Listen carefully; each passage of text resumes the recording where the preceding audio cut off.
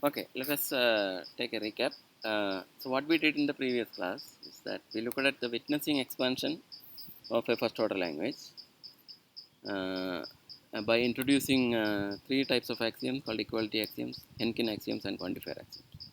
Right, and this enabled us to uh, to convert the satisfiability from first order settings to the proportional settings, right? Or basically reduce it to proportional satisfiability uh, of the set of all formulas where x was the set that we wanted to look at the satisfiability in the language L together with the equality axioms, Henkin axioms, and quantifier axioms, right? So if this new set of axioms is proportionally satisfiable, then it is equivalent to saying that the set X of axioms was first order satisfiable. Then we looked at the first order satisfiability lemma and the finite satisfiability theorem, and then we looked at compactness theorem, right? And then a theorem of different flavor than the ones that we have seen in propositional logic is called Lowenheim's Coulomb theorem. And what was this theorem saying? That this was saying that suppose the cardinality of the vocabulary, right, of the first order language that we are going to consider is finite, then it has a finite or a countable model, right? And then we said that if it has any other cardinality, then it has a, if the cardinality of L is right, the vocabulary is known, then we know that there is some model, uh, right? There is some model for any set of sentences, right? In X, there is some model whose cardinality is at most the cardinality of the vocabulary of the language. Okay, so this is what one of the Lowenheim's Coulomb theorems says. This there is there is another direction. Right? This is the downward theorem. Now there is an upward version also. We will see it in the next class maybe. So now I am going to give you some reading assignments also as part of your work, because to really understand and appreciate these things, you have to work out certain things for yourself. I mean, if I present all the interesting theorems, then you are not going to learn much, right? So you should try to figure out these things, and sometimes it's also good to read something on your own and then try to you know try to understand it and present it to somebody. Okay, so what I want you to do is to read the assignment, make a sketch of the results that you understand by the way you understand, and write a small sketch and send it to me. Okay, so here is the question for this week, that read the section 4.6 of the notes that we are following by Suresh and Madhavan, which deals with axiomatization, right? We already saw some axiomatization in the propositional logic. We saw two different systems, right? AX and H. Both were Hilbert systems, and here is an extension of AX, which is called FOLX. So it's a first order axiomatization, and this axiomatization one can show that it is sound and complete. So I want you to try to prove the soundness and completeness, and try to do it yourself first, and then if it is required, the proofs are given in the notes. But of course, many of these results are already done in the proportional setting, so they will assume that this is the thing. So if you want, you can recall that at this moment, and then try to note it down so that you remember it. Okay, so here is the reading assignment, and now Let us look at a little bit of model theory. Okay. So,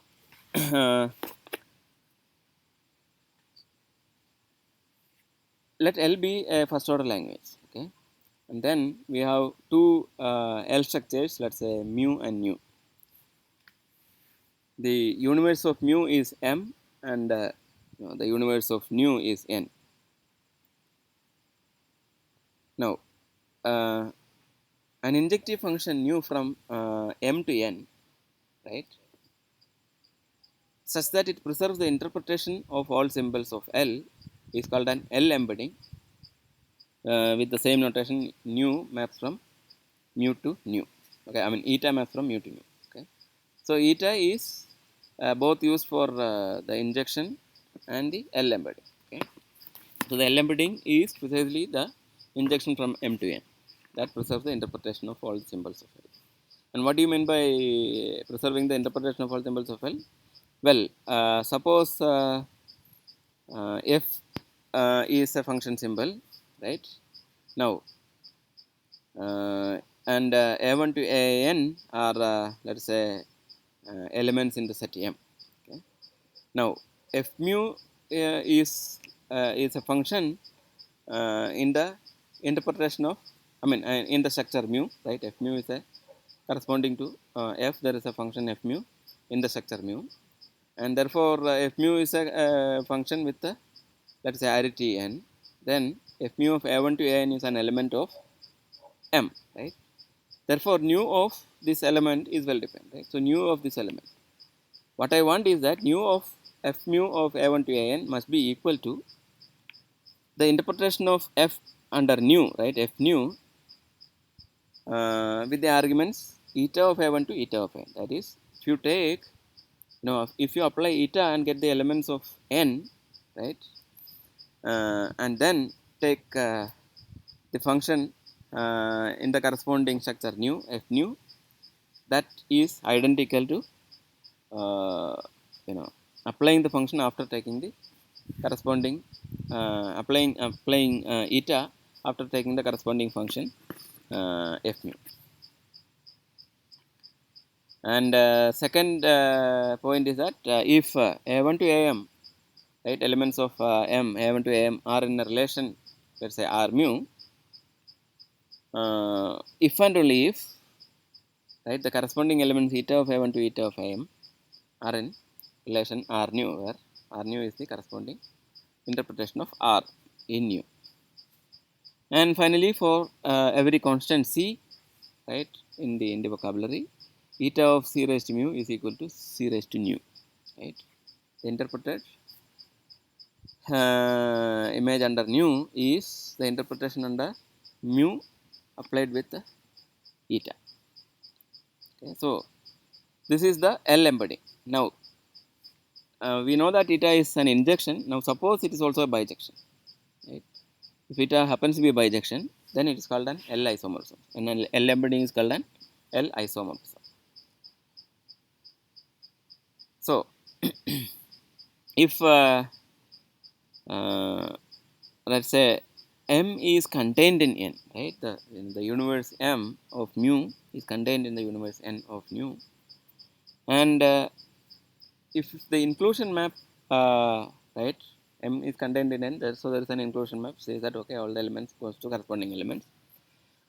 This is an L embedding, right? If that happens to be the case, then we say that mu is a substructure of nu. I mean, this is natural thing, and you can look at some natural examples. What is a natural example for a substructure where the inclusion map is is very much clear? We can look at the example. Let's say that the set of all integers together with addition and 0 as the identity element, right? Z plus 0. This is sitting inside set of all real numbers R with plus and 0. Okay.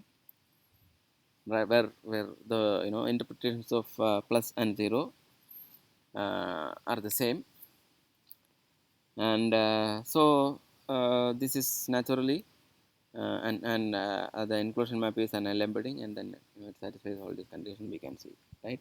both are groups with these operations also. So and therefore this is a substructure. Now uh, let us look at another example. Eta maps from Z to R, right? Where we still consider Z to R, but now eta of x is equal to e raised to x. Okay. Now claim is that eta is an L embedding, but it is not an L isomorphism, or it's not an inclusion map also. Okay. So it's not a substructure, right?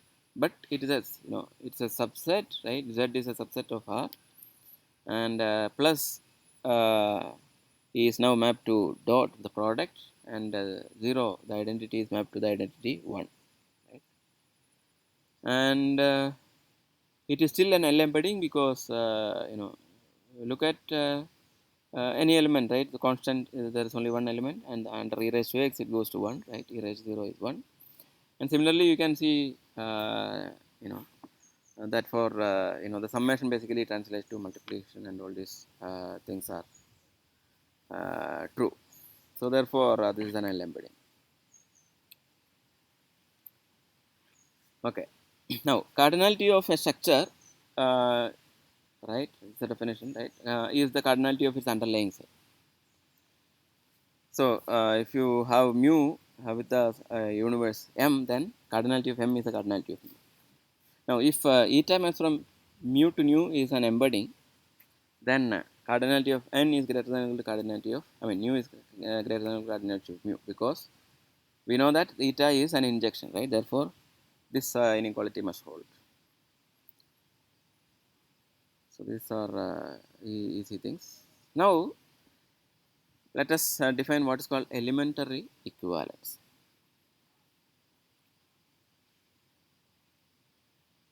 We are given a language, a first order language L, and two structures over L, let us say mu and nu. Okay. We say that mu and nu are elementarily equivalent, or mu is equivalent to nu, if for every L sentence, okay, so every L sentence phi, mu models phi if and only if nu models phi. Okay. So they are elementarily equivalent if no sentence in L can distinguish them, right? There the satisfiability is the same, right? So no sentence can distinguish, then they are elementarily equal. And this is a very, very powerful notion. We can we can show that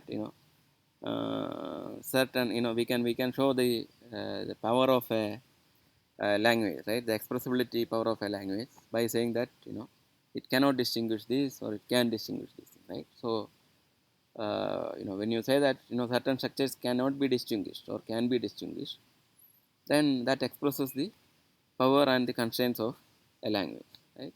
So this notion is very, very important. uh, so given let's say a structure mu, the set of all L sentences phi such that M models phi is called the full theory of mu, denoted by th of mu. Okay.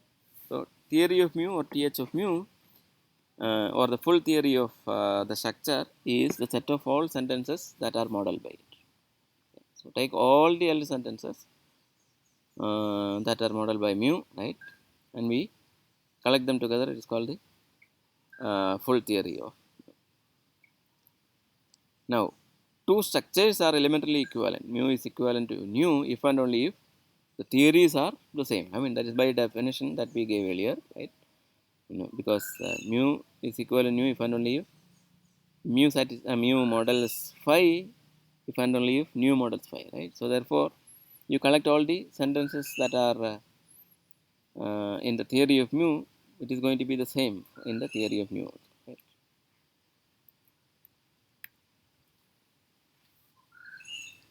Now the following theorem says that suppose we have an isomorphism, let's say J maps from mu to nu. right? And L isomorphism. Then mu is elementally equivalent to mu. Okay? So this L embedding. So that if there is some L embedding which is an L isomorphism, right? Then they are elementally equivalent. So the proof I will show you how to do it, but I will not go through all the details. I want you to fill up the details as a homework. So the proof is by induction on the formulas to show that mu satisfies or models phi of, let's say, a1 to an if and only if new models phi of, let's say, j of a1 to j of an, right, for every phi. Right? So uh, yeah, so uh, to do this, what we are going to do is the following, right? First, we show that for all terms this is well defined. So suppose t is a term, and the free variables in t are from the set, let's say, v1 to vn. Okay, so the yeah, so v bar is the tuple, let's say, v1 to vn. Uh, that's a short form that we use to denote. And basically the variables in T are from this set, right, V bar. Then we also denote, let's say, J of A bar to say that J of A1, etc., J of A. So A bar is a tuple, then J of A bar is the tuple J of the individual elements in the tuple, right? Now, then what we need to show is that let us say J of T mu of A bar, right? I mean J of T mu of A bar is equal to T mu of J of A bar, where T is sometimes, right? Now, depending on what T is, right? If T is a function or it's a constant or whatever, we have to show this in each of these cases, right? So if T is let's say equal to C, right, constant, then of course like J of T mu of A bar is basically J of C mu, right? Because if C is a constant, the free variables are basically immaterial there, right? So therefore J of C raised to mu, and J of C mu by definition, right, of the embedding, it is C mu. Now what is C mu? It is basically T mu, because the interpretation of T mu is basically C mu, and J of A bar, because you can just add it because these variables are not going to play any role in the case of this constant. Now what if T is some variable, let's say Vi, right? So in that case how do you do it? And similarly, if T is the time is a function f of T1 to Tm, right, an MRE function, then what we need to show is that J of T mu of A bar is equal to T nu of J of A bar, right? And I want you to do these things as homework. This is the first part to show this is true for all the times. Now once this is done, right, the times are well defined, or this is well defined for the times, then we can use induction on the formulas, right? The structural induction that we have used before, right? So if let's say phi of V bar is the formula T1 is equal to T2, then mu models phi of A bar if and only if let's say T1 mu of A bar is equal to T2 mu of A bar by definition, right? This is if and only if J of T1 mu of A bar is equal to J of T2 mu of A bar by the definition of the L isomorphism, and this is true if and only if T1 nu of j of a bar is equal to T2 nu of j of a bar, uh, where again this is by the definition of isomorphism, and this is true if and only if new models phi of j of a bar, right. This is by the definition of models, right, satisfiable reality. So therefore, for the formulas of type T1 is equal to T2, we can show this by induction. Now similarly, we need to prove other cases where say phi of V bar is some relation R of T1 to Tn, or phi is of the form negation psi, or phi is of the form psi and theta, where psi and theta are two formulas, and finally uh, phi of V bar, let's say, is equal to their x is x, psi of V bar comma x, right, where now x is appended to V bar, right. V bar was already a tuple, now you add one more thing as x. And in each of these cases, how do you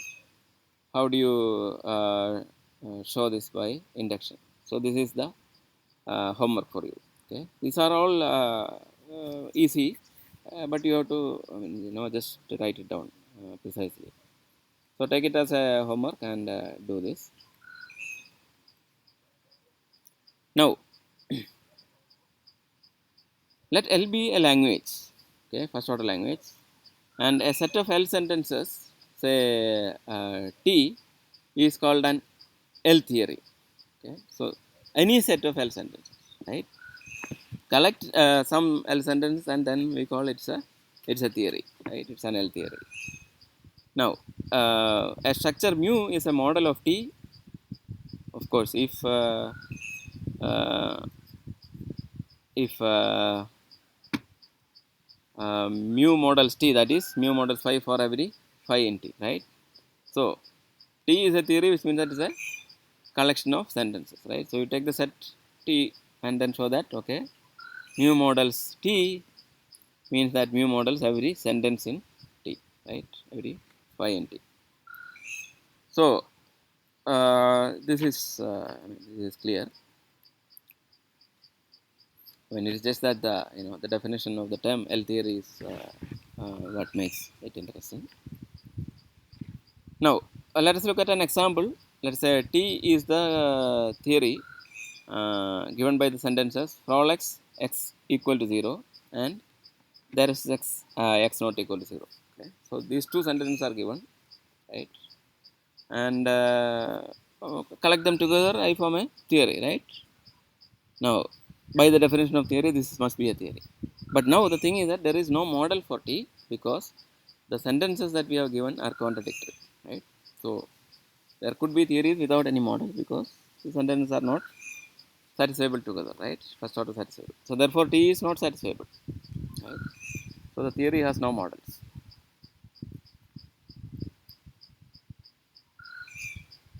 Now let us define what is called an elementary class.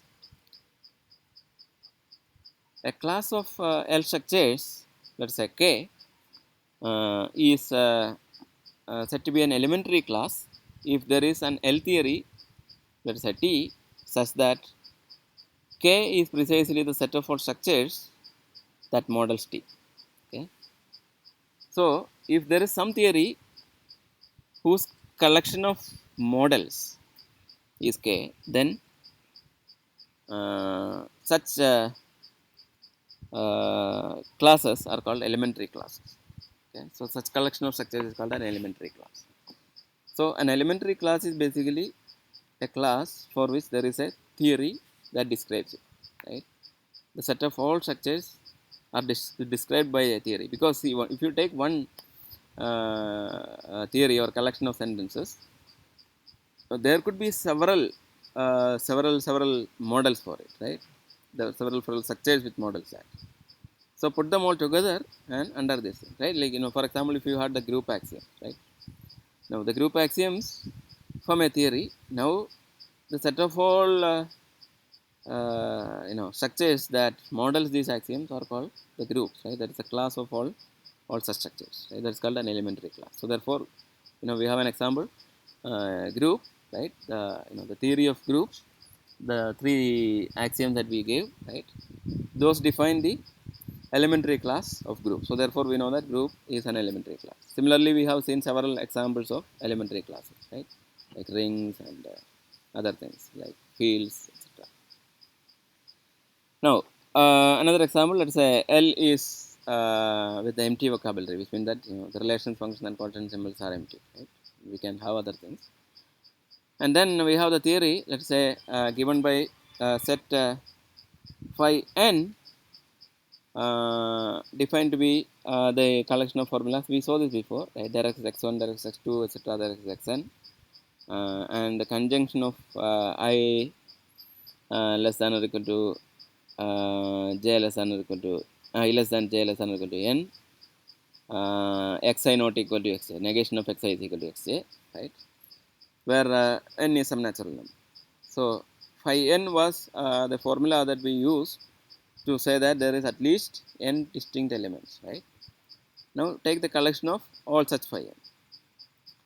This is a theory, right? Now an L structure, let's say mu is a model for the theory T if and only if the universe m of mu is infinite, right? Because we have taken T to be the set of all phi n such that, right, there is at least n elements, right? This is true for every n, and the theory is an infinite set and of finite length formulas, but every model for this is must have infinitely many elements, because if there is a set which has only finitely many elements, then when you reach that particular number plus 1, that phi n plus 1, right, will be a formula which is violated by m. So therefore it is not a model for T. So therefore we have a theory for which the models, all models are infinite. There are no finite models.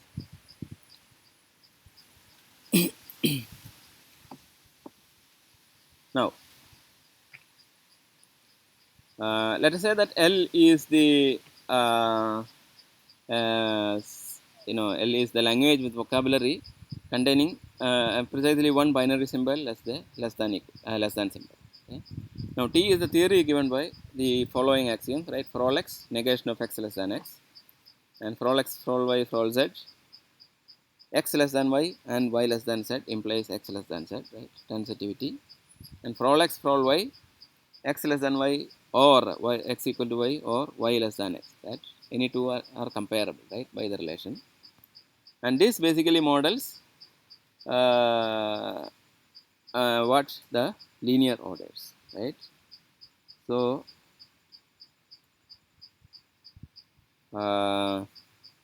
our theory T models the class of linear orders, right? Every model for T is a linear order, and all linear orders must satisfy this. So precisely defines the class of linear order. Therefore, the linear orders is also an elementary class.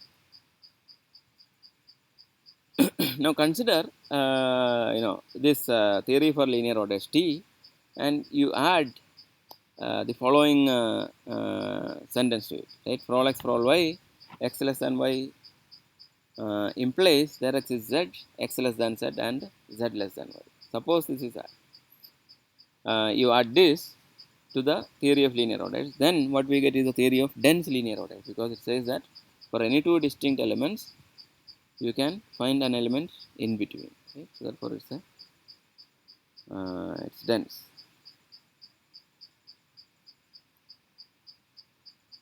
Okay. Now as a homework, let's say L is the language with tilde as a binary relation symbol. So I want you to describe in the first question, describe with justification a theory T for equivalence relation. Okay. So the theory should describe all the equivalence relations. And second question is to give a theory of equivalence relation where every equivalence class has exactly two elements, right?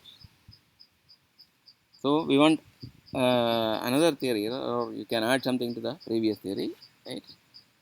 Such that the equivalence classes have exactly two elements. Then give a theory of equivalence relations such that there are exactly two classes, and both of these classes are infinite, right? Right, under the equivalence relation, there are two equivalence classes, and both of these are infinite. Then describe the theory of fields. We already saw this, right? So you just need to recall that and write it down, right, as a theory. And then can you extend the theory of fields to describe algebraically closed fields by introducing some more axioms, right? So describe the theory of fields and describe the theory of algebraically closed fields. And once you write this, you have to also explain why, right? This precisely describes what you claim. Okay. Now let L be the language with vocabulary plus dot comma s and 0, where plus and dot are binary functions. S is a unary relation, and 0 is a constant. Okay. We can imagine, if you look at this, it should be clear to you, but we can imagine S as a successor relation, or like something like meaning like S of x is equal to x plus 1, right? Which gives a defines a successor. Then what we are going to give are the called the Peano axioms, very famous. So the first one says that for all x, S of x is not equal to 0, right? So there is no element whose successor is 0. Then second axiom says that for all x, x not equal to 0 implies there exists y, S of y is equal to x. So any other element is the successor of some element, right? Then for every x, x plus 0 is equal to x, okay? And for every x and for every y, x plus s of y is equal to s of x plus y. Okay? You can see why this is like describing the natural numbers. And fifth axiom is that for all x, x dot 0 is equal to 0. And sixth axiom is for all x for all y, x dot s of y is equal to x dot y plus x. Okay. Now the final one is is a collection of it's basically a template, right? Let's say end of the axioms, let's say of the following type, right? For all w bar, okay, where w bar is a tuple that we saw before, like let's say w1 to wj or something, right? For all w bar, and for let's say a function, I mean a sentence phi, right? So phi of let's say 0 comma w bar, and for all v, phi of v comma w bar implies, right? Phi of s of v comma w bar, that implies for every x, phi of x comma w bar. Okay. So phi of 0 comma w bar and phi of and for all v, phi of v comma w bar implies phi of s of v comma w bar. If that is true, then for every x, phi of x comma w bar is true. And this is true for every formula phi of v comma w bar and every W bar, let's say W1 to Wj, right? Any kind of tuple. What does this kind of axiom say, right? This basically says that uh,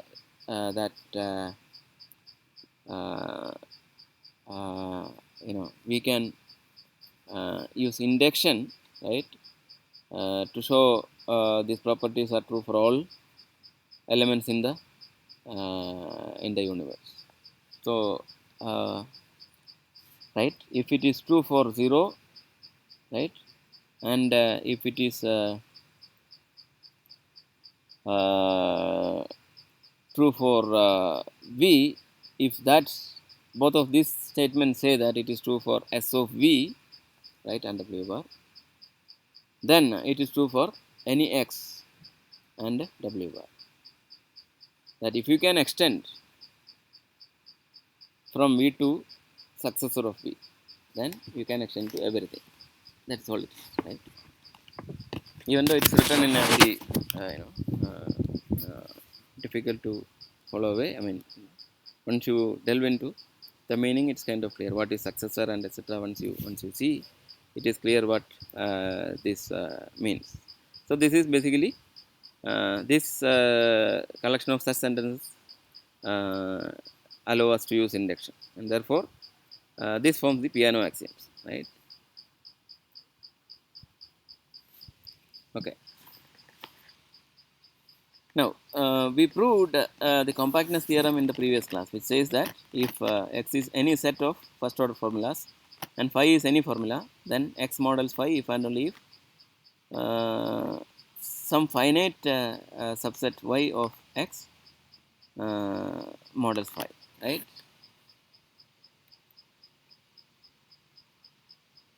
Okay.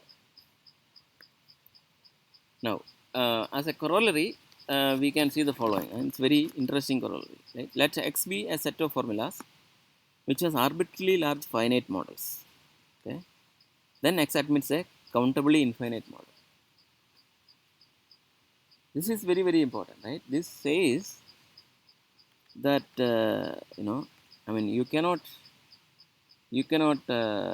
model in first order logic. You cannot model all the uh, let's say finite groups or all the finite graphs by any theory. In fact, if you have a theory which models all the finite graphs, then this theory is also modeled by an infinite graph, right? If a theory models all the finite groups, then it also models an infinite group. You cannot really separate all possible finite things from the infinite by first order sentences. So the proof, let us recall that we used this before. Let's say the formula phi greater than or equal to n is equal to there x is x1, there x is x2, etc. there x is xn.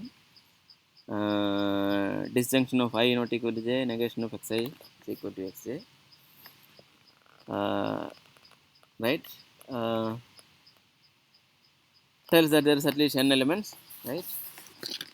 And let y is equal to, let's say, x union set of all phi greater than or equal to n, where 2 less than or equal to n.